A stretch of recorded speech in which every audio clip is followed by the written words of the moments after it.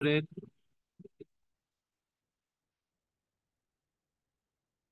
মিডের পরের আমাদের যে টপিক গুলো আছে সেই টপিক গুলার ভিতর থেকে আজকে আবার শুরু করতেছি। তো বেসিক্যালি সোলার এনার্জি থেকে কিভাবে সূর্যের আলো থেকে কিভাবে শক্তিটা এক্সট্রাক্ট করা হয় এবং সোলার প্যানেল কিভাবে কাজ করে এটা দেখবো। আর এরপর উইন্ড এনার্জি আর অন্যান্য রিনিউয়েবল এনার্জির কিছু আইডিয়া দেখবো। তো সোলার ইলেকট্রিসিটি যেটা, এই ইলেকট্রিসিটির দুইটা ক্যাটাগরি আছে। একটা ক্যাটাগরি হচ্ছে গিয়ে সোলার থার্মাল জেনারেটেড ইলেকট্রিসিটি। এটা বেসিক্যালি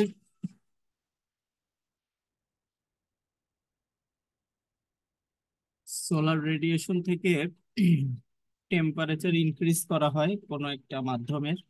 সেই মাধ্যমের ইনক্রিজ টেম্পারেচারটাকে কাজে লাগিয়ে ওয়াটারকে স্টিমে কনভার্ট করা হয় এবং সেই স্টিম দিয়ে টারবাইন ঘুরে ইলেকট্রিসিটি উৎপন্ন করা হয়। আর যেখানে এই প্রসেসটা ঘটে সেই প্রসেসটাকে বলা হয় সোলার থার্মালি জেনারেটেড ইলেকট্রিসিটি। আর একটা হচ্ছে গিয়ে ফটোভোল্টেইক এনার্জি, যেটা আমরা সোলার সেলে পেয়ে থাকি। এটা সানলাইটকে ডিরেক্ট ইলেকট্রিসিটিতে কনভার্ট করা হয়। তো আহ এইখানে যেটা হয়, সোলার সোলার প্যানেল যেটা বা সোলার সেল, যেটা সোলার সেলের কাজ আমরা মিডের আগে শিখে আসছি এবং এটা রিলেটেড কিছু ডায়াগ্রাম এবং এই রিলেটেড কোশ্চেনও পরীক্ষায় আসছিল। তো সেটার ডিটেলস অলরেডি আমাদের জানা আছে যে একটা সোলার সেল বা ফটোভোল্টেইক সেল কিভাবে কাজ করে। তো একটা ফটোভোল্টেইক সেলের এফিসিয়েন্সি, এটার সংজ্ঞা কি? এটার সংজ্ঞা এখানে দেয়া আছে যে একটা ফটোভোল্টেইক সেলের এফিসিয়েন্সি হচ্ছে তার আউটপুট ডিভাইডেড বাই তার ইনপুট। এখন আউটপুটটা হচ্ছে ম্যাক্সিমাম পাওয়ার যেটাই সোলার সেল থেকে পাওয়া যাবে, আর ইনপুটটা হচ্ছে ইনসিডেন্ট রেডিয়েশন ফ্লাক্স।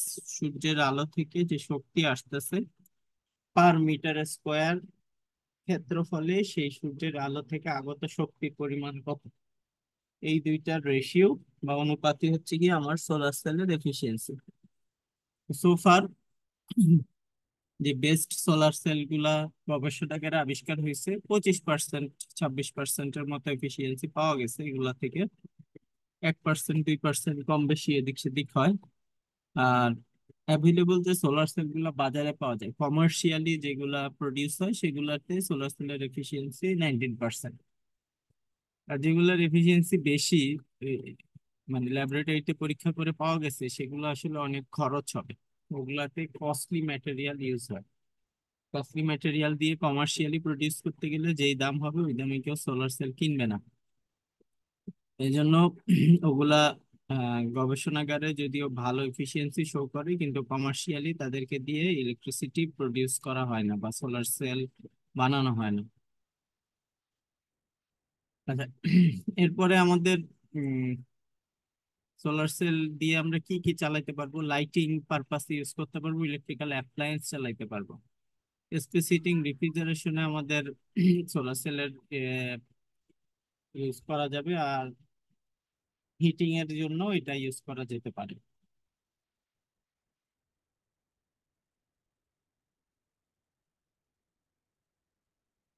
কারণ সোলার সেল থেকে এনার্জি প্রডিউস হওয়ার পরে এই এনার্জিটা ডিরেক্ট কনভার্ট করা যেতে পারে, যে সরাসরি আমরা এটাকে সোলার সেল থেকে ইলেকট্রিক এনার্জিতে কনভার্ট করে সেটাকে ইলেকট্রিক এনার্জি হিসেবে ইউজ করলাম।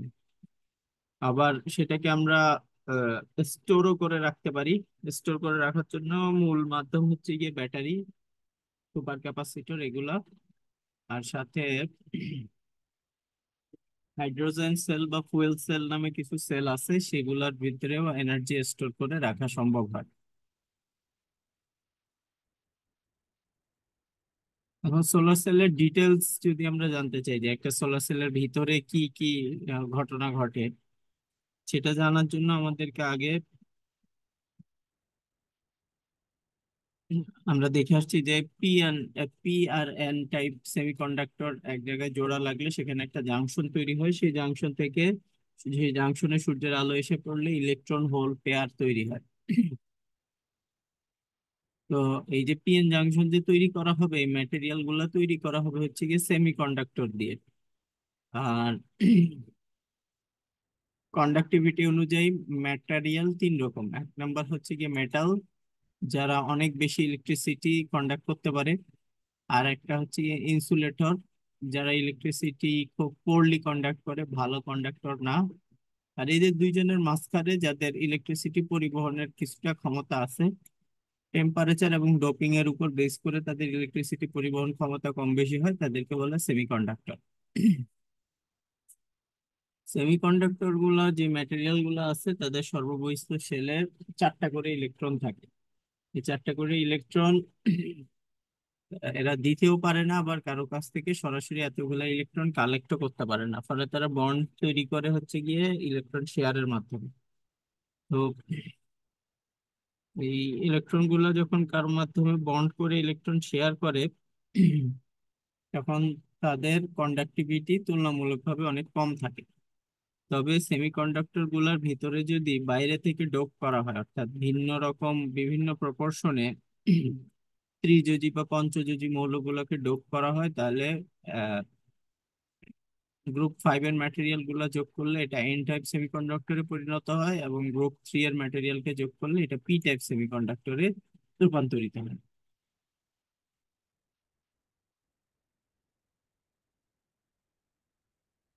এবং এই পিএন জাংশনের মধ্যে, যাদের পিএন জাংশনে লাইট রেডিয়েশন এসে পড়লে সেমিকন্ডাক্টর গুলা ইলেকট্রিসিটি প্রডিউস করতে পারে, তাদেরকে আমরা ফটোভোল্টাইক ডিভাইস বলে থাকি। তাহলে এইভাবে ফটোভোল্টাইক ডিভাইসের ফরমেশনটা বা আইডিয়াটা এরকম, বেসিকটা এরকম। এখন এই ইলেকট্রন বা হোলের যে কনসেপ্টটা আমরা সোফার জেনে আসছি, এই ইলেকট্রন বা হোলের কনসেপ্টটা মূল যে তত্ত্বটা, সেই মূল তত্ত্বটা হচ্ছে যে কোনো একটা পরমাণু সর্ববহিস্থ শেলে যে ইলেকট্রন গুলো আছে, ধরো একটা কার্বন কিংবা একটা সিলিকন আমরা নিলাম। একটা সিলিকনের যদি পিস অফ সিলিকন আমরা নেই, এই সিলিকনের মধ্যে লক্ষ লক্ষ কোটি কোটি পরমাণু আছে। এই লক্ষ লক্ষ কোটি কোটি পরমাণুর প্রত্যেকটার বাইরের শেলে লক্ষ লক্ষ কোটি কোটি ইলেকট্রন আছে। তাহলে এই ইলেকট্রন গুলার সবার এনার্জি কি সেম নাকি আলাদা? তো অ্যাটমিক এনার্জির তত্ত্ব অনুযায়ী যে ইলেকট্রন গুলো আছে, ইলেকট্রন গুলো সবার এনার্জি আসলে সেম থাকে না, এনার্জির মধ্যে কিছু ব্যবধান থাকে। এই লক্ষ লক্ষ কোটি কোটি ইলেকট্রন, সবাই সর্ববহিস্থ শেলের ইলেকট্রন, সবার এনার্জি মধ্যে একটা পার্থক্য আছে। এর মধ্যে সর্ববহিস্থ শেলের ইলেকট্রনের মধ্যে সবাই কিন্তু আবার বন্ডিং এ অংশগ্রহণ করে না। বহিস্থ শেলের কিছু ইলেকট্রন বন্ডিং এ অংশগ্রহণ করে। বন্ডিং এ যারা অংশগ্রহণ করে তাদেরকে বলে কন্ডাকশন ইলেকট্রন। আর বহিস্থ শেলের অন্যান্য যে ইলেকট্রন, সেই ইলেকট্রন গুলোকে বলে ভ্যালেন্স ইলেকট্রন। ওকে। তাহলে সর্ববহিস্থ শেলের ইলেকট্রনের মধ্যে দুইটা কেস। একটা কেস হচ্ছে গিয়ে কন্ডাকশন ব্যান্ড, কন্ডাকশন ইলেকট্রন, আর একটা হচ্ছে গিয়ে ভ্যালেন্স ইলেকট্রন। এই কন্ডাকশন ইলেকট্রন গুলোর ভিতরেও সব ইলেকট্রনের এনার্জি সেম না, তবে এনার্জি খুব কাছাকাছি। আবার ভ্যালেন্স ইলেকট্রন গুলোরও সবার এনার্জি সেম না, কিন্তু খুব কাছাকাছি। তাই ধরলাম একজনের এনার্জি হচ্ছে গিয়ে 1.1, আর একজনের এনার্জি হচ্ছে গিয়ে 1.05। তাহলে এই যে 1.1 আর 1.05 এর ভিতরে যদি একটা জায়গা চিন্তা করি, তাহলে তার ভিতরে ভ্যালেন্স ইলেকট্রন গুলা একটা, এই ছোট্ট একটা ব্যবধানের মধ্যে এই ইলেকট্রন গুলা এই এনার্জির লেয়ারের মধ্যে অবস্থান করে। এই এনার্জির লেয়ারটাকে যদি একে দেখানো হয়, তাহলে এটা একে একে দেখালে হবে এরকম। তো যারা পিওর সেমিকন্ডাক্টর, যে যে সেমিকন্ডাক্টর গুলোর ভিতরে কোনো ইমপিউরিটি নাই, এইরকম পিওর সেমিকন্ডাক্টর যদি হয়, তার ভ্যালেন্স ব্যান্ড অর্থাৎ ভ্যালেন্স ইলেকট্রন গুলো যে এনার্জি স্তরের মধ্যে থাকে সেই স্তরটা পুরোপুরি ভাবে ফুলফিলড থাকে। আর কন্ডাকশন ব্যান্ড যেটা, অর্থাৎ বাইরের দিকে বাইরের দিকে কন্ডাক্ট করবে বা ফ্রি হয়ে যাবে, এইরকম ইলেকট্রন পিওর সেমিকন্ডাক্টরে থাকে না। জিরো জিরো কেলভিনে এরকম কোনো ইলেকট্রন থাকে না। ফলে এইরকম কন্ডিশন গুলাতে আমার যে সেমিকন্ডাক্টর, এই সেমিকন্ডাক্টর ইনসুলেটরের মতো আচরণ করে। অর্থাৎ ইলেকট্রন পাস করে হচ্ছে গিয়ে কন্ডাকশন ব্যান্ডের ইলেকট্রন গুলা, আর ভ্যালেন্স ব্যান্ডের ইলেকট্রন গুলা কন্ডাকশনে অংশগ্রহণ করে না, বা এক জায়গা থেকে আরেক জায়গায় ফ্রিলি যে মুভ করতে পারবে সেই মুভটা করতে পারে না। আর এই ভ্যালেন্স ব্যান্ড আর কন্ডাকশন ব্যান্ডের মাঝখানে একটা গ্যাপ আছে, একটা এনার্জির পার্থক্য আছে। ভ্যালেন্স ব্যান্ডের ইলেকট্রন গুলা কন্ডাকশন ব্যান্ডে লাফ দিয়ে চলে যাইতে পারে না, এদেরকে একটা এনার্জির ব্যারিয়ার পাস হইতে হয়। এনার্জির ব্যারিয়ার পাস, এটা ইলেকট্রনের নিজের এনার্জি দিয়ে এতখানি ব্যারিয়ার পাস হইতে সে পারে না। পাস হতে পারে না দেখেই সেমিকন্ডাক্টর গুলা তোমার কন্ডাকশনে অংশগ্রহণ করতে পারতেছে না। এখন কি হলো, এই ভ্যালেন্স ব্যান্ডে ইলেকট্রন গুলো আছে, অলরেডি অবস্থান করতেছে। এর ভিতরে কি করলাম, একটু টেম্পারেচার বাড়াই দিলাম। টেম্পারেচার বাড়াই দিলে যেটা হবে যে এই এই ইলেকট্রন গুলোর মধ্যে, ভ্যালেন্স ইলেকট্রন গুলোর মধ্যে কিছু ইলেকট্রন টেম্পারেচারের কারণে শক্তি পেয়ে এদের নড়াচড়া বেড়ে যাবে, এবং কেউ কেউ এই ভ্যালেন্স ব্যান্ড থেকে এই ফরবিডেন জোনের বাধাটা অতিক্রম করে কন্ডাকশন ব্যান্ডে চলে যাবে। এই জন্য সেমিকন্ডাক্টরকে যখন টেম্পারেচারে দেয়া হয়, তখন এদের কন্ডাক্টিভিটি কন্ডাক্টিভিটির চেঞ্জ আসে, কিছুটা বাড়ে। তবে টেম্পারেচারের এফেক্ট অত স্ট্রং স্ট্রং এফেক্ট বুঝতে হইলে সেমিকন্ডাক্টরের মধ্যে আমাদেরকে বাইরে থেকে কোনো এনার্জি দিতে হবে, যেমন আলো বা তোমার বাইরে থেকে আমরা কোনো হিট এনার্জি, এরকম কোনো একটা এনার্জি ফেললাম। তো যদি বাইরে থেকে লাইট এনার্জি এনে ফেলি, লাইটের মধ্যে আছে ফোটন। লাইটের যে কণাগুলা, এই কণাগুলা এনার্জির প্যাকেট আকারে আসে এবং কোয়ান্টাম তত্ত্ব অনুযায়ী এদের এই প্রত্যেকটা এনার্জি প্যাকেটকে এক একটা ফোটন বলা হয়। বাইরে থেকে যদি কোনো ফোটন এসে আমার সেমিকন্ডাক্টরের উপরে এসে পড়ে, তখন আহ, এই যে ভ্যালেন্স ব্যান্ডের যে ইলেকট্রন গুলো আছে, ইলেকট্রন গুলোর মধ্যে কোনো কোনো ইলেকট্রন এই ফোটনের সাথে ইন্টারাকশনের কারণে তাদের মধ্যে এনার্জি ট্রান্সফার হয়, এবং এনার্জি ট্রান্সফার হয়ে এই ইলেকট্রন গুলা লাফ দিয়ে কন্ডাকশন ব্যান্ডে চলে আসতে পারে। এখন যদি অনেক ফোটন এসে পড়ে, বা মোটামুটি একটা সিগনিফিকেন্ট অ্যামাউন্ট অফ লাইট যদি আমরা এখানে এনে ফেলি, তাহলে এই ইলেকট্রন গুলার জাম্পিং এর পরিমাণ বেড়ে যায় এবং বেশি সংখ্যক ইলেকট্রন কন্ডাকশন ব্যান্ডে পাওয়া যায়। আর কন্ডাকশন ব্যান্ডে যখন ইলেকট্রন পাওয়া যাবে, তখন সেই ইলেকট্রন গুলা বাইরের সেল থেকে কালেক্ট করা সম্ভব হবে। তো এই এই আহ, ঘটনাটা কখন ঘটবে? এই ঘটনাটা তখন ঘটবে যখন যে ফোটনটা এসে আমার এই ইয়ের মধ্যে পড়ছে, সেমিকন্ডাক্টরের মধ্যে এসে যখন এই ফোটনটা পড়ছে, সেই ফোটনটার শক্তি, এই যে ফরবিডেন ব্যান্ড আছে, ব্যান্ড গ্যাপ যেটা আমরা বলতেছি, ফরবিডেন জোন, এই যে এনার্জির, এইটা এই ওয়াই অ্যাক্সিস বরাবর কিন্তু এনার্জি, কথা বুঝতে পারছো? যে ধরো এখানে এনার্জি, একদম মাথায় এনার্জি হচ্ছে কি, বক্সের সর্বোচ্চ স্তরে এনার্জি যদি ধরো 2, এইখানে এনার্জি হচ্ছে গিয়ে 1.5, এইখানে এনার্জি হচ্ছে গিয়ে 1, এইখানে এনার্জি হচ্ছে গিয়ে 0। এখন 1 থেকে 1.5 মানে 0.5 ইলেকট্রন ভোল্টের একটা এনার্জির গ্যাপ আছে। এই ইলেকট্রনটাকে এখানে লাফ দিয়ে আসতে হইলে এই 0.5 এর একটা জাম্প করতে হবে। তো তখন বাইরে থেকে যে আলো আসতে হবে, সেই আলোর শক্তি 0.6 হইতে হবে। তাহলে 0.6 আলো এসে একে 0.6 যদি পুরাও না দেয়, 0.55ও দেয়, তাহলে সেই 0.55 ইলেকট্রন ভোল্ট এনার্জি দিয়ে এই 5 ইলেকট্রন ভোল্টের যে ব্যবধান, এই ব্যবধানটাকে অতিক্রম করতে পারবে। এটা হচ্ছে গিয়ে শর্ত যে ব্যালেন্স ব্যান্ড থেকে ইলেকট্রন ব্যান্ডে কখন এই ঘটনাটা ঘটবে। তো এই ঘটনাটা যদি ঘটে তাহলে কন্ডাকশন ব্যান্ডে ইলেকট্রন চলে যায়, আর ভ্যালেন্স ব্যান্ডের এই জায়গাগুলায় ইলেকট্রন ফাঁকা, যে জায়গাগুলো ফাঁকা হয়েছে সেই পরমাণুগুলোর ভিতরে একটা শূন্যতা তৈরি হয়। এই শূন্যতাকে আমরা বলছিলাম হোল, আর ইলেকট্রন চলে যাওয়াকে বলছিলাম হচ্ছে গিয়ে নেগেটিভলি চার্জ।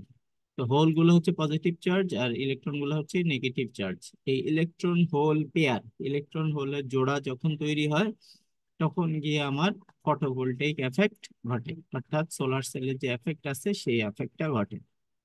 তো এইখানে সেই ইলেকট্রন হোল পেয়ার ফরমেশনের কথাটাই বলা হয়েছে, যে কন্ডাকশন ব্যান্ড থেকে ইলেকট্রন গুলা, নেগেটিভলি চার্জ ইলেকট্রন গুলা ভ্যালেন্স ব্যান্ড থেকে কন্ডাকশন ব্যান্ডে চলে গেছে।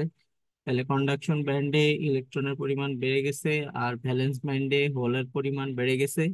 এরা লোকালি কনফাইন্ড একটা ইলেকট্রন হোল পেয়ার তৈরি করছে। তাহলে এই যে দেখো, এইখানে হোল রয়ে গেছে আর এইখানে ইলেকট্রন চলে গেছে, এইখানেও একটা হোল রয়ে গেছে, এখানেও একটা ইলেকট্রন চলে গেছে। তাহলে এখন এই এই লেফট অ্যালোন এক্সাইটেড ইলেকট্রন এবং হোল এরা যদি একজন আরেকজনের সাথে জোড়া লেগে যায়, কারণ ইলেকট্রন হচ্ছে গিয়ে নেগেটিভ চার্জ আর হোল হচ্ছে গিয়ে পজিটিভ চার্জ, এরা স্বাভাবিকভাবে একজন আরেকজনের দিকে অ্যাট্রাক্টেড হবে। যদি পর্যাপ্ত পরিমাণ দূরে সরায় ফেলা যায় তাহলে এরা একজন আরেকজনের প্রতি আর অ্যাট্রাক্টেড হবে না।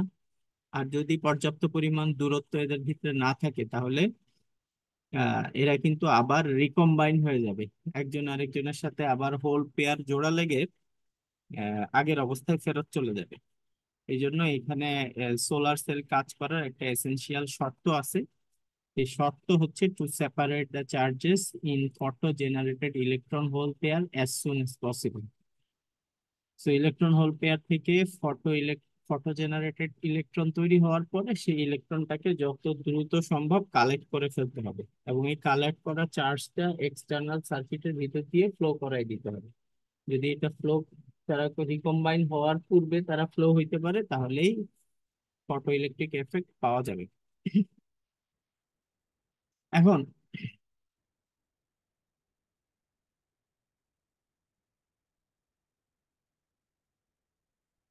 এই যে ইলেকট্রন হোল পেয়ার রিকম্বাইন হয়ে যাওয়া, জোড়া লেগে যাওয়া, এই প্রসেসটাকে বলে রিকম্বিনেশন প্রসেস। ইলেকট্রন হোল পেয়ারের রিকম্বিনেশন প্রসেসটার প্রবাবিলিটি বেড়ে যায়, অর্থাৎ ঘটনাটা ঘটার সম্ভাবনা বেড়ে যাবে ডিস্ট্রিবিউটেড ক্রিস্টাল সাইটে। যে ক্রিস্টালের, এগুলা তো এই যে সিলিকন ক্রিস্টাল কিংবা গ্যালিয়াম, গ্যালিয়াম আর্সেনাইড এরকম ক্রিস্টালের মধ্যে এই ঘটনাটা ঘটে।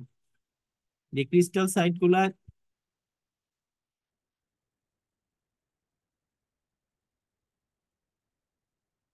ডিস্ট্রিবিউটেড অর্থাৎ ইমপারফেকশন পাওয়া যায়, সেই জিনিসগুলাকে আহ, সেই সেই ইয়েগুলোর ভিতরে এই রিকম্বিনেশন প্রসেসটা তাড়াতাড়ি ঘটে।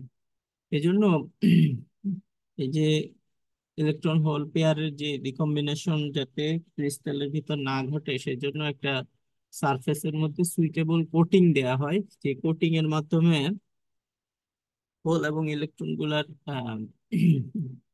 মধ্যে রিকম্বিনেশন প্রসেসটাকে ডিলে করে এদেরকে কালেক্টের প্রসেসটা তাড়াতাড়ি করা যায়। এখন নর্মাল সেমিকন্ডাক্টরে এই যে ব্যান্ড গ্যাপ, একটা ইলেকট্রন থেকে আরেকটা ইলেকট্রনের ব্যান্ড গ্যাপ, এই ব্যান্ড গ্যাপটা তুলনামূলকভাবে বেশি থাকে। কিন্তু যদি আমরা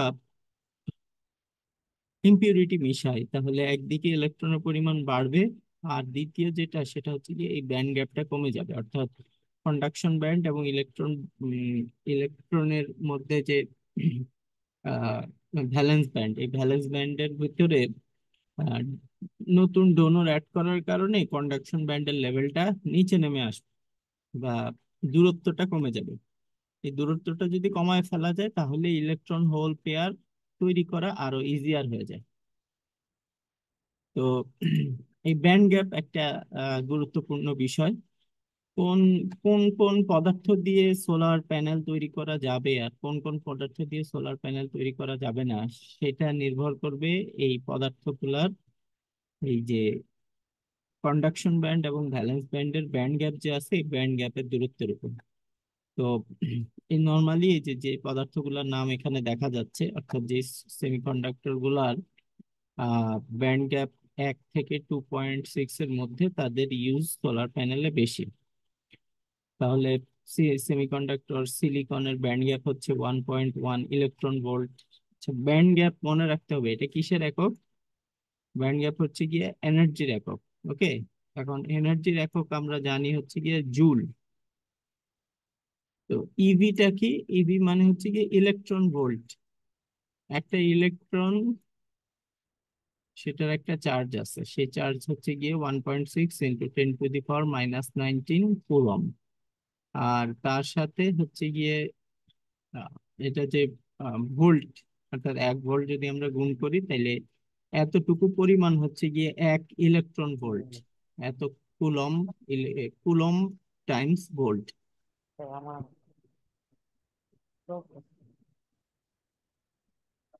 এখন ওই যে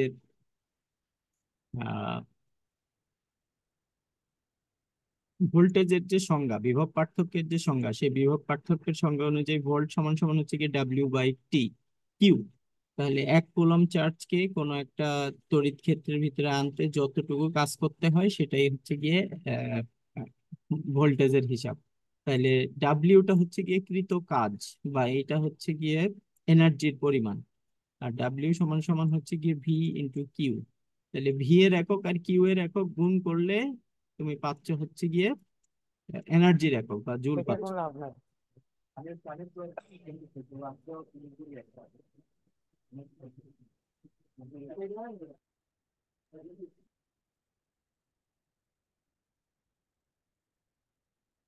তাহলে ভোল্টের সাথে তোমাকে গুণ করতে হবে হচ্ছে গিয়ে কুলম।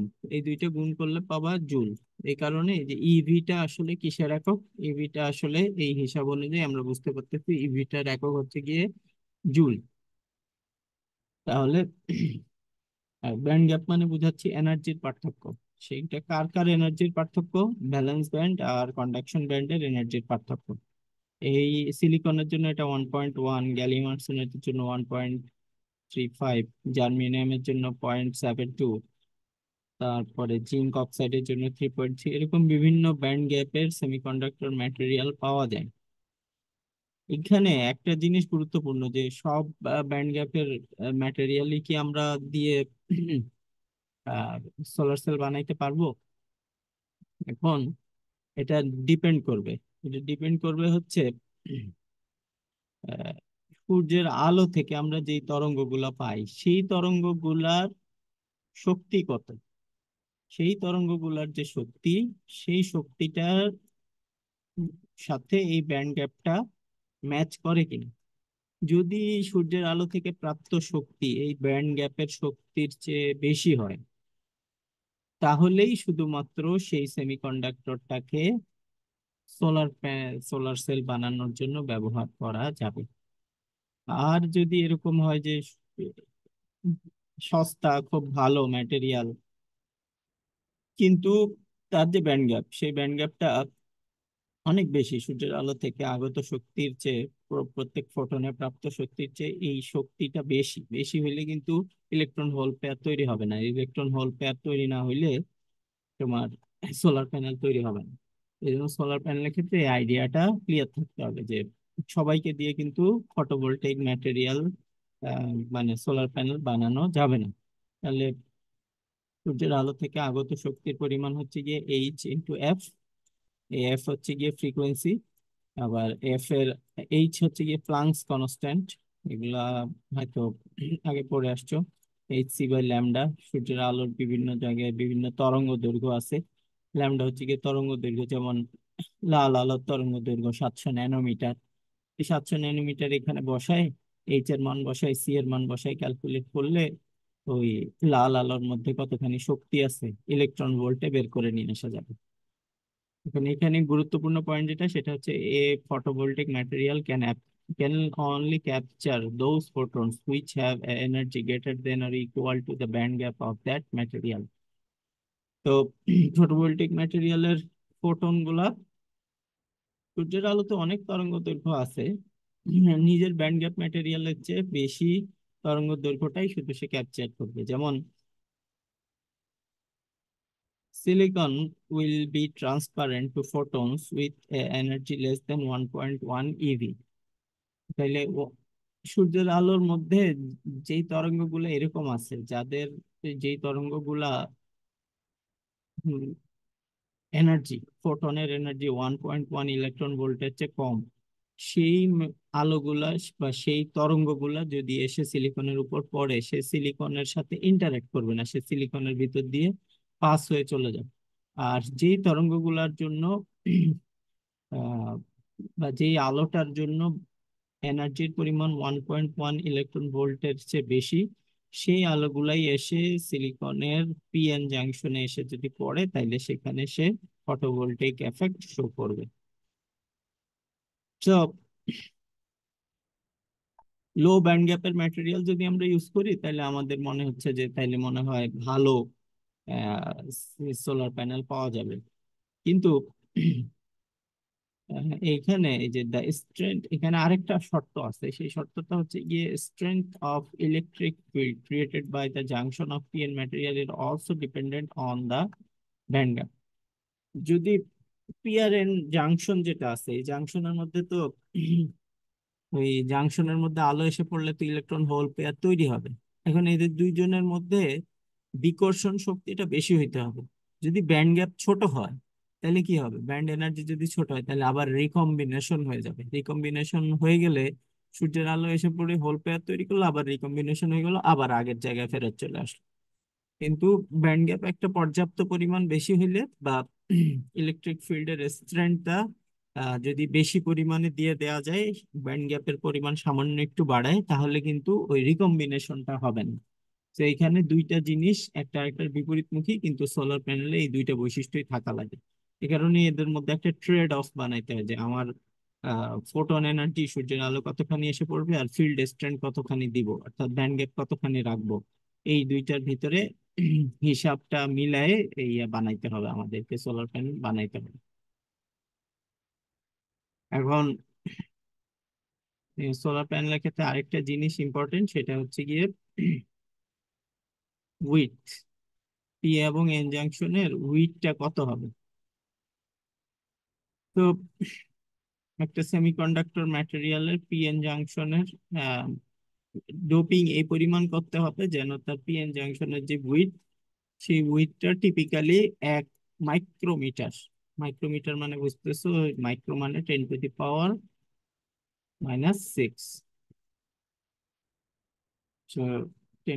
10⁻⁻⁶ মিটার, অর্থাৎ 1 মিটারের 10 লক্ষ ভাগের 1 ভাগ, এইরকম, বা 1 মিলিয়ন ভাগের 1 ভাগ, যতটুকু হয় সেতটুকু ইয়ে দিয়ে আমাকে এই ট্রানজিশন রিজিয়নটা পি এবং এন জাংশনের মাঝখানের আহ, ইয়েটা তৈরি করতে হবে।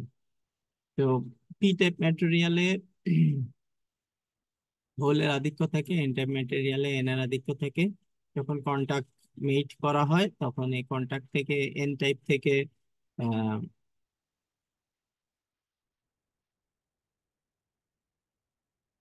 এন টাইপ ম্যাটেরিয়ালের কন্ডাকশন ব্যান্ড পি টাইপ ম্যাটেরিয়ালকে ক্রস করে দেয়। একইভাবে পি টাইপ ম্যাটেরিয়ালের ভ্যালেন্স ব্যান্ড এন টাইপ ম্যাটেরিয়ালকে ক্রস করে দেয়। ক্রস করে দিয়ে দুইজনের মধ্যে একটা ইলেকট্রোস্ট্যাটিক পোটেনশিয়াল তৈরি হয়, এবং ইলেকট্রোস্ট্যাটিক পোটেনশিয়াল ফার্দার জাংশনের ভিতরে ইলেকট্রনের ফ্লোকে রোধ করে। তো দেখো যে পি টাইপ ম্যাটেরিয়াল যেটা, সেইটার ভ্যালেন্স ব্যান্ডে হচ্ছে গিয়ে হোল গুলো অবস্থান করে, আর এন টাইপ ম্যাটেরিয়ালে কন্ডাকশন ব্যান্ডে ইলেকট্রন গুলো অবস্থান করে। তাহলে এখানে পি আর এন যখন যুক্ত করা হয়, তখন পি আর এন জাংশনের মাঝখানে একটা গ্যাপ থাকে। এন টাইপ ম্যাটেরিয়ালের ভ্যালেন্স ব্যান্ড পুরাই খালি, এবং পি টাইপ ম্যাটেরিয়ালের কন্ডাকশন ব্যান্ড পুরাই খালি, কিন্তু ইলেকট্রন হোল পেয়ার তৈরি হয়ে গেছে। এদের মধ্যে যখন আলো এসে পড়বে, তখন এই এন থেকে পি থেকে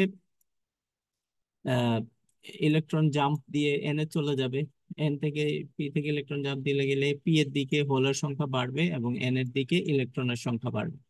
একইভাবে পি এন সাইড থেকে যদি আলো এসে পড়ে, তাইলে ইলেকট্রনের ভিতর থেকে ইলেকট্রন লাফ দিয়ে ওখানে কন্ডাকশন ব্যান্ডে চলে যাবে, তখন পি এর মধ্যে এখানে হোলের পরিমাণ বাড়বে, এইটার ভ্যালেন্স ব্যান্ডে হোলের পরিমাণ বাড়বে। ফলে উভয়েরই দেখা যাবে যে ভ্যালেন্স ব্যান্ডে হোলের পরিমাণ আছে, আর কন্ডাকশন ব্যান্ডে এন এর জন্য বেশি সংখ্যক ইলেকট্রন আর পি টাইপের জন্য অল্প সংখ্যক কন্ডাকশন ব্যান্ডে ইলেকট্রনের অবস্থান আছে।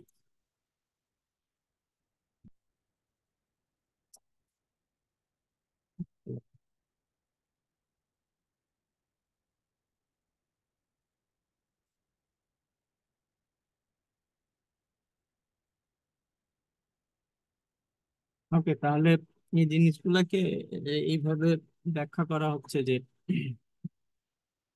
পি টাইপের মধ্যে হোলের আধিক্য বেশি, এন টাইপের মধ্যে ইলেকট্রনের আধিক্য বেশি। এদের দুইজনকে যখন আমরা জোড়া দিব তখন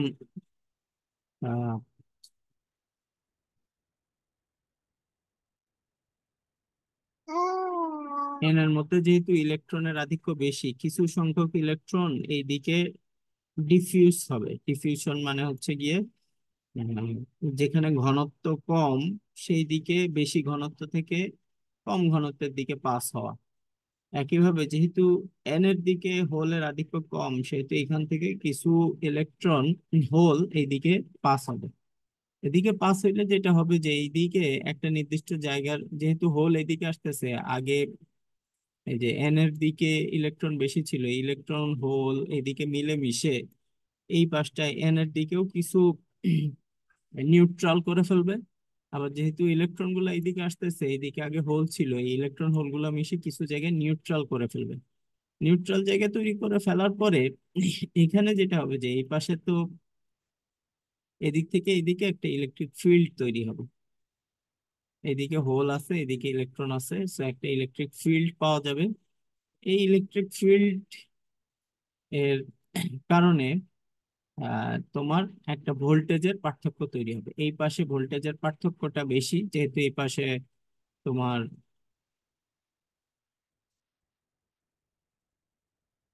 পি টাইপ ম্যাটেরিয়াল, এই সরি, ডোনর আছে, ডোনর গুলা ইলেকট্রন প্রদান করে পজিটিভ চার্জ যুক্ত হয়ে গেছে। সো এই যে পজিটিভ চার্জ যুক্ত অ্যাটমের সংখ্যা বেশি, পজিটিভ চার্জ যুক্ত অ্যাটমের সংখ্যা বেশি হওয়ার কারণে এইখানে পজিটিভ চার্জের ডেনসিটিটা বেশি। আর এই দিকে একটা নির্দিষ্ট এলাকায় ইলেকট্রন হোল পেয়ার মিশে ডিসচার্জ মানে নিউট্রালাইজ করছে, কিন্তু এইদিকে তো P type material, P type ম্যাটেরিয়ালে কি আছে, অ্যাকসেপ্টর আছে। অ্যাকসেপ্টর আছে মানে ত্রিযোজী পদার্থ আছে, তারা কিন্তু নতুন করে করে একটা করে ইলেকট্রন নিছে। ইলেকট্রন নিয়ে তারা কিন্তু নেগেটিভ চার্জে পরিণত হয়েছে। নেগেটিভ চার্জে পরিণত হওয়ার কারণে এই পাশে পি টাইপ ম্যাটেরিয়ালে নেগেটিভ চার্জের ডেনসিটি বেশি। তা এখন এইদিকে ইলেকট্রিক ফিল্ডের ডিরেকশন হচ্ছে কি পজিটিভ দিক থেকে নেগেটিভ দিকে। তাহলে পজিটিভ দিক থেকে এই যে এইটা প্লাস ভি, প্লাস ভি মানে বুঝতেছো যে এখানে চার্জ ডেনসিটি বেশি, এখানে ভোল্টেজের পরিমাণ বেশি। এটা ভোল্টেজের পজিটিভ সাইড, এখানে মাইনাস ভি, সো এটা ভোল্টেজের নেগেটিভ সাইড। এইদিকে থেকে এদিকে ইলেকট্রিক ফিল্ড বিরাজ করে। তাহলে আমরা যদি ভোল্টেজের হিসাবে বলি তাহলে এই যে মাঝখানের যে জায়গাটুকু, একটু যদি ড্রয়িং ক্লিয়ার করি, মাঝখানের এই জায়গাটুকু হচ্ছে গিয়ে আমার নিউট্রালাইজড এরিয়া। এই এরিয়াটাকে বলা হয় ডিপ্লেশন রিজিয়ন। এই জায়গাটুকুর মধ্যে কোনো মোবাইল চার্জ ক্যারিয়ার নাই, কিন্তু পি সাইডে পি এর জন্য এই সাইডে পজিটিভ চার্জের ডেনসিটি আছে, আর এন এর জন্য এই সাইডে নেগেটিভ চার্জের ডেনসিটি আছে। এর এই পাশে ভোল্টেজ একটা কনস্ট্যান্ট লেভেলে আছে পজিটিভ দিকে, আর পি টাইপের এই সাইডে ভোল্টেজ একটা নেগেটিভ ইয়েতে আছে, ভ্যালুতে আছে, সেটা হচ্ছে গিয়ে নেগেটিভ। আর মাঝখানে যে ডিপ্লেশন রিজিয়ন আছে, যেখানে ইলেকট্রন হোল রিকম্বাইন্ড হয়ে একটা ভ্যাকুয়াম বা ভ্যাকেন্ট এরিয়া তৈরি করছে, চার্জবিহীন এরিয়া তৈরি করছে, সেই চার্জবিহীন এরিয়া পটেনশিয়ালটা অর্থাৎ ভোল্টেজ পার্থক্যটা নেগেটিভ থেকে পজিটিভের দিকে চলে গেছে। এবং পিএন জাংশন জোড়া দেওয়ার পরে এইরকম একটা ভোল্টেজের পার্থক্য তৈরি হয় দেখে পিএন জাংশন স্টেবল থাকে। পিএন জাংশন চার্জগত ভাবে স্টেবল, এবং পি থেকে এন এর দিকে আর ফার্দার ইলেকট্রন হোলের প্রবাহ বন্ধ থাকে। এই যে যেই ভোল্টেজ ব্যারিয়ারটার কারণে ইলেকট্রন হোলের ফ্লোটা বন্ধ থাকে তাকে ইকুইলিব্রিয়াম পটেনশিয়াল বলে। এবং ইকুইলিব্রিয়াম পটেনশিয়াল ডিপ্লেশন রিজিয়নে এক্সিস্ট করে। ডিপ্লেশন রিজিয়নে এরকম একটা বাধা থাকার কারণে বাইরে থেকে খুব সহজে পিএন জাংশনের ভেতর দিয়ে, পিএন জাংশন মানে কিন্তু একটা ডায়োড, একটা ডায়োডের ভিতর দিয়ে বাইরে থেকে খুব সহজে ইলেকট্রিসিটি ফ্লো করানো যায় না। বাইরে থেকে এক্সট্রা এনার্জি দিতে হয়, ডায়োডের অ্যাক্রসে একটা ভোল্টেজ সাপ্লাই দিতে হয়। সাপ্লাই দিয়ে এই ব্যারিয়ারটাকে অতিক্রম করতে হয়, ব্যারিয়ারটাকে অতিক্রম করে ফেললে তারপরে ডায়োড বা পিএন জাংশন সে চার্জ ফ্লো করতে পারে। তাহলে এখান থেকে আমরা যেটা দেখলাম সেটা হচ্ছে যে পিএন জাংশনে, পিএন জাংশন কি, পিএন জাংশনের ভিতরে কিভাবে আহ ডিপ্লেশন লেয়ার তৈরি হয়, ভোল্টেজের পার্থক্য দুই টার্মিনালের মাঝখানে কিভাবে এক্সিস্ট করে। এখন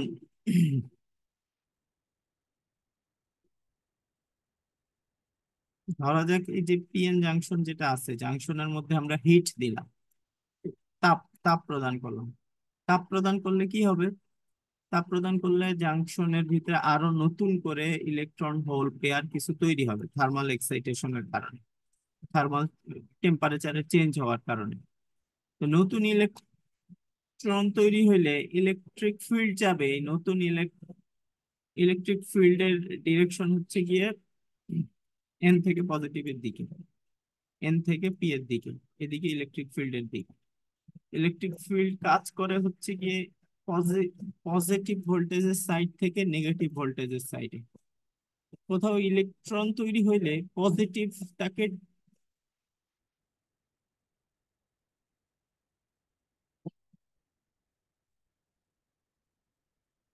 পজিটিভ দিকটা কি করবে, তাকে টেনে নিবে।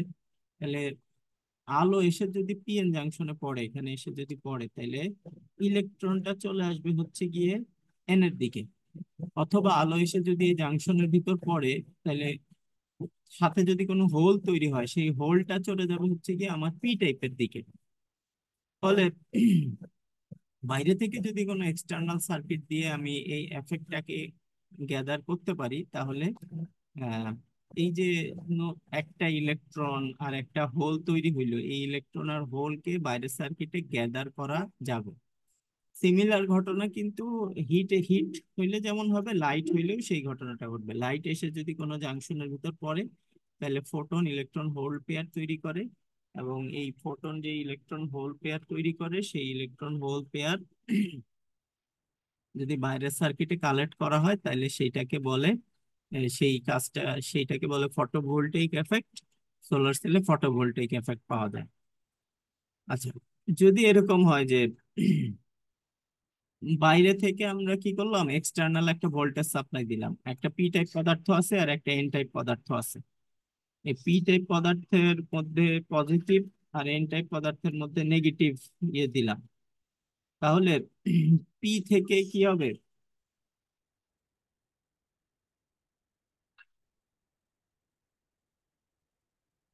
পি থেকে হোল গুলাকে আমি বিকর্ষণ করলাম, বিকর্ষণ করে জাংশনের দিকে পাঠাই দিলাম। আর এন থেকে আমি কি করলাম, ইলেকট্রন গুলাকে বিকর্ষণ করে জাংশনের দিকে পাঠাই দিলাম। তাহলে জাংশন এসে কি হবে, হোল আর ইলেকট্রন এই দুজন কম্বাইন হবে। ইলেকট্রন হোল যখন কম্বাইন হয়, তখন সেইখান থেকে কিছু এনার্জি রিলিজ হয়। সেই যে এনার্জিটা হয়, সেই এনার্জি গুলো ফোটন আকারে যদি বাইরে কালেক্ট করতে পারি, তাহলে সেই কম্বিনেশনের কারণে আমরা একটা আলো দেখতে পাবো। তাইলে পিএন জাংশনে এক্সটার্নাল সার্কিট ব্যবহার করে ভোল্টেজ সাপ্লাই দিয়ে ইলেকট্রন হোলকে রিকম্বাইন করাইলে যে ফোটন তৈরি হয়, সেই ফোটন থেকে যদি আলো উৎপন্ন করে আমরা বাইরে সেই আলোকে দেখতে পাই, তাহলে সেটাকে বলে light emitting diode, LED, LED. কথা বুঝে গেছে? পিএন জাংশন দিয়ে সোলার সেল ফটোভোল্টেইক এফেক্ট ঘটাইলে সোলার সেল পাওয়া যায়। আর অর্থাৎ আলো ফেলে বিদ্যুৎ উৎপন্ন করলাম। আর এখানে কি করলাম, বিদ্যুৎ দিয়ে আলো তৈরি করলাম। পিএন জাংশন কিন্তু, আর বিদ্যুৎ দিয়ে যদি আলো তৈরি করা হয় সেটাকে বলে লেড। লেডও একটা ডায়োড। পিএন জাংশন এমনি হোল পেয়ার তৈরি করে, এটাও ডায়োড, সবই ডায়োড। এলইডি মানে কি, লাইট এমিটিং ডায়োড। তো দুইটাই ডায়োড, কিন্তু কাজ দুইটার বিপরীত। একটাতে আলো ফেলে বিদ্যুৎ উৎপন্ন করা হচ্ছে, আর একটাতে বিদ্যুৎ সাপ্লাই দিয়ে আলো উৎপন্ন করা হচ্ছে। আরেকটা কি, আরেকটা হচ্ছে if two phases of a crystal, যদি আহ, একই ক্রিস্টাল কিন্তু তার দুইটা ফেস, তার দুইটা আলাদা আলাদা পাথ, বা আলাদা আলাদা টার্মিনাল। এই টার্মিনাল গুলাকে পারপেন্ডিকুলার জাংশনের প্লেনের সাথে, জাংশন যেখানে আছে সেই প্লেনের সাথে কি করা হয়েছে, লম্বালম্বি ভাবে স্থাপন করা হয়েছে এবং পলিশ করা হয়েছে। এবং পলিশ করার পর তাদেরকে একজন আরেকজনের সাথে প্যারালালি বসানো হয়েছে। প্যারালাল বসানোর পরে এখানে যদি আমি বাইরে থেকে ভোল্টেজ সাপ্লাই দিই, ভোল্টেজ সাপ্লাই দেওয়ার পরে এখানেও ওই যে লাইট এমিটিং ডায়োডের মতোই ঘটনা ঘটবে, ঘটে ইলেকট্রন হোল পেয়ার কম্বিনেশন হয়ে ফোটন তৈরি করবে। এবং এই ফোটন গুলাকে গাইড করে একটা সুনির্দিষ্ট দিক দেয়া যায়। ডায়োডের আলো তো সব থেকে ছড়ায় পড়ে, কিন্তু এই একটা সুনির্দিষ্ট দিকে এদেরকে পাস করতে পারলে সেটা যে অ্যাকশন ঘটে সেটা হচ্ছে লেজার অ্যাকশন। এবং এখানে সেমিকন্ডাক্টর দিয়ে লেজারও তৈরি করা যাবে। তাহলে পিএন জাংশন থেকে সোলার সেলের এফেক্টও পাওয়া যায়, লাইট এমিটিং ডায়োড এলইডির এফেক্টও পাওয়া যায়, এবং এটা দিয়ে লেজারও তৈরি করা যায়, সেমিকন্ডাক্টর লেজার তৈরি করা যায়। তাহলে এখান থেকে পিএন জাংশনের এই এফেক্ট গুলো আমরা দেখলাম। কি কি কাজ পিএন জাংশন দিয়ে করা সম্ভব সেগুলো দেখলাম। এরপরে আমরা যেটা দেখবো সেটা হচ্ছে ফটো কনভার্সন। আলো ফেলে কিভাবে ইলেকট্রিসিটি তৈরি করা যায় এবং সেই ইলেকট্রিক কারেন্টের ইকুয়েশন গুলো আমরা দেখবো। এটা আমরা আগেও দেখছি মিডের আগে, তবে ডিটেলস দেখা হয় নাই বা তাদের বিস্তারিত ব্যাখ্যা দেওয়া হয় নাই, এখন বিস্তারিত ব্যাখ্যা দেওয়া হবে। এটা নেক্সট ক্লাসে আমরা কভার করব।